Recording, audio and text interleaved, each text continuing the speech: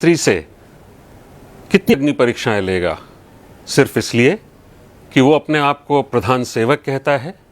सारी दुनिया के लिए संसार के सबसे बड़े लोकतंत्र का वो प्रधानमंत्री है जो अपने देश को बदल रहा है, उसे संसार के अग्रणी राष्ट्रों की श्रेणी में लाकर खड़ा करने के लिए अथक निरंतर प्रयत्नशील है। लोग उसका गुणगान करते हुए नहीं थकते हैं। वो जहाँ भी जाता है लोग उसके सम्मान में सिर झुकाते हैं, उसकी बात सुनना चाहते हैं। उसकी अगवानी करने के लिए अन्य देशों के राष्ट्राध्यक्ष सारे के सारे प्रोटोकॉल छोड़ एयरपोर्ट पर आ जाते हैं, और जब वो वापस स्वदेश लौटता है तो कुछ मान सम्मान या जो भी कुछ उसे उपहार में मिला है वो सब समर्पित कर देता है। अपने देशवासियों को, 130 करोड़ देवी देवताओं को वो कहते नहीं थकता कि वो उनका सेवक है।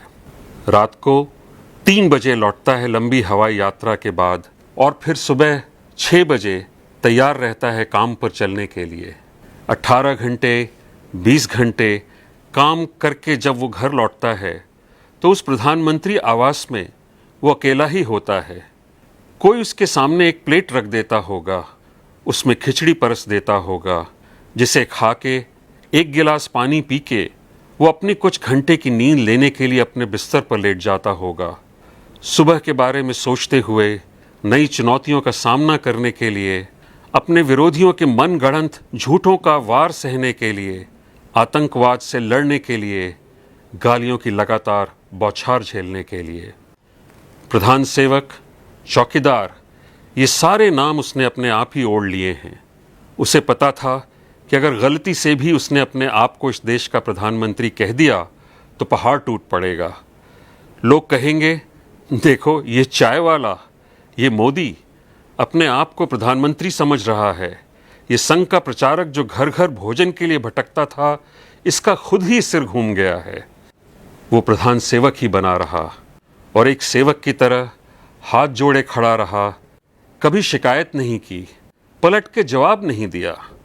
यही कहता गया, ऐ मेरे मालिकों, आगे क्या हुक्म है जो बजा लाऊं।